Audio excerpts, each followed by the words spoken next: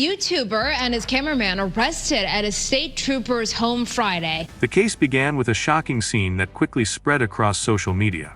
Now they're fighting back on those charges. Luke Hydash is your reporter covering New London County. Started as a routine stop.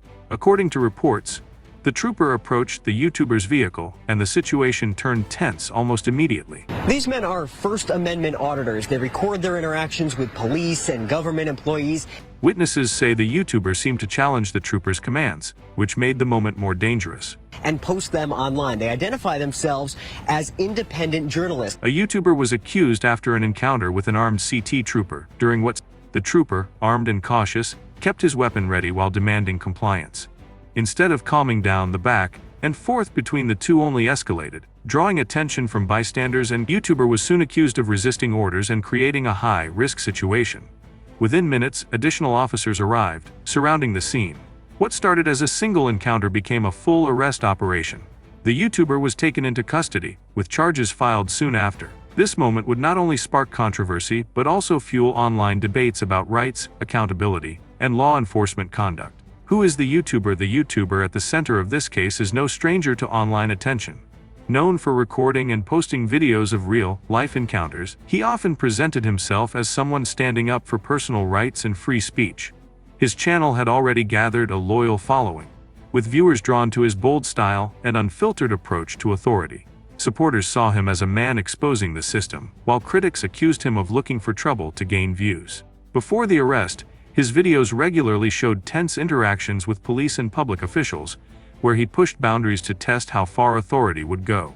Many of these clips gained thousands of views, sparking heated debates in the comments section. But this latest encounter with the armed CT trooper changed everything. What was once seen by some as daring content turned into a legal battle with real consequences. Overnight, his name shifted from online personality to the subject of court reports, headlines, and public scrutiny. For his followers, it raised a question: was he a truth seeker caught in a bad situation, or a risk taker who finally went too far? The traffic stop. It all began as what seemed like a simple traffic stop. The CT trooper pulled over the YouTuber on a routine check, something that happens thousands of times a day across the state. But this stop was different from the start. The trooper approached the vehicle carefully, noting the camera already recording from the dashboard and possibly handheld devices. The YouTuber, known for filming all his encounters, immediately began questioning the trooper's reasons for pulling him over. His tone was sharp, almost challenging, and it set the stage for what would come next. Instead of quiet compliance, the stop quickly grew tense, with words exchanged in a raised voice. The trooper repeated his orders, asking for identification and cooperation, while the YouTuber spoke back, insisting on his rights. What should have lasted only minutes stretched longer, drawing in more attention. The air between them carried both suspicion and defiance. Each second added to the sense of conflict.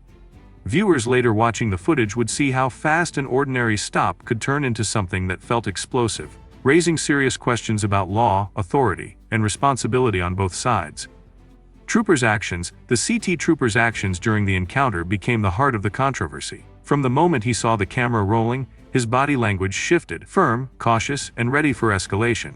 He gave repeated orders for the YouTuber to comply, asking for license and registration, but his voice grew sharper when those requests were met with resistance, with the YouTuber raising questions instead of handing over documents. The trooper placed his hand near his weapon. That single move changed the energy of the scene. Some watching later would say it was justified caution, while others argued it was intimidation. The trooper warned the YouTuber that failure to comply could lead to immediate arrest. His words were clear and direct, leaving little room for argument. As backup units were called in, he stood ground, keeping the YouTuber within sight and under control until reinforcements arrived. Every step was both procedural and high pressure, showing how law enforcement handles what they see as unpredictable encounters. Whether his firm stance prevented violence or fueled it became the key question that followed newsrooms, courtrooms, and endless online debates. The confrontation was the breaking point of the entire encounter. What began as tense words between the CT trooper and the YouTuber quickly escalated into a heated face-to-face clash. The trooper's patience ran thin as the YouTuber kept questioning his authority, with his voice or hand over documents. Cameras captured every second, making the moment even more intense. At one point, the trooper stepped closer, his weapon still visible, and gave a final warning. The YouTuber, instead of backing down, raised his own voice. declaring he had the right to film and speak freely. The standoff felt like it could turn violent at any second. Bystanders nearby grew nervous, unsure whether the shouting match would explode into physical action. Backup officers rushed to the scene, surrounding the vehicle and cutting off escape routes. The noise, the flashing lights, and the raised voices all created an atmosphere of chaos. And it was no longer just a traffic stop.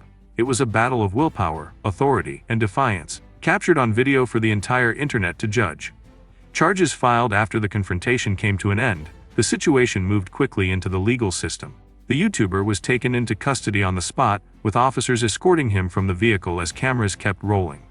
Within hours, official charges were announced. Reports stated that he faced accusations of interfering with a police officer, resisting orders, and creating a dangerous scene during a lawful stop. These charges painted the event as more than just a misunderstanding. They turned it into a criminal case. Prosecutors claimed the YouTuber's actions forced the trooper to escalate and put both himself and the public at risk. Supporters of the YouTuber argued the charges were handed, calling them an attempt to silence someone who had exposed law enforcement. Meanwhile, critics felt the charges were overdue, proof that his confrontational style finally crossed the line into unlawful behavior. The paperwork filed in court officially changed the narrative. He was no longer just a content creator filming encounters, but now a defendant facing real consequences. What the roadside had moved into the courtroom, with the stakes higher than ever.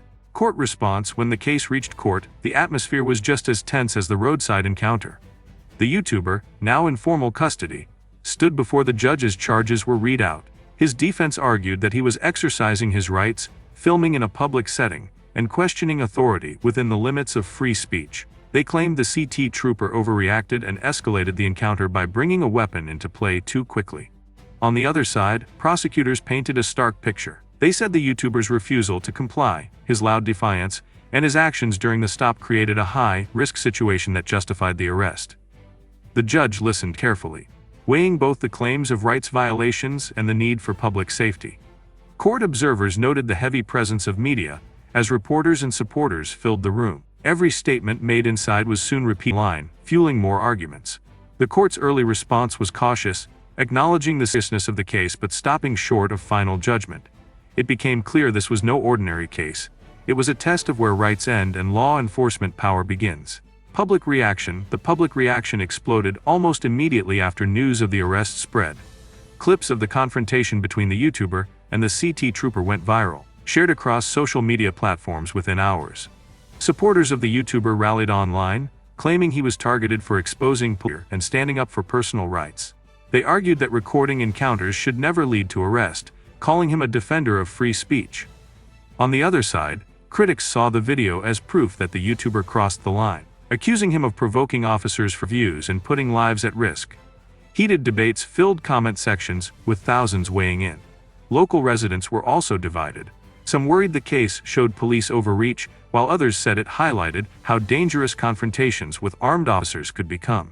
News outlets picked up the story, amplifying the divide and fueling the national conversation about accountability on both sides. The case quickly became more than one man's arrest. It became a symbol, sparking discussions about law, authority, freedom, and the growing power of social media in shaping justice. What happens next? With the charges filed and the court already in motion, the big question is what happens next. The YouTuber now faces a legal battle that could shape both his future and the wider conversation about filming police. His defense team is preparing to argue that his rights were violated, while prosecutors are set to push hard for accountability, framing his actions as reckless and unlawful. Upcoming hearings will decide whether the charges hold or if parts of the case are dismissed. Meanwhile, the YouTuber's online presence continues to grow, as every update from the courtroom is turned into new content reporters. Civil rights groups are also watching closely, ready to weigh in if the case sets a new precedent about public recording and police power.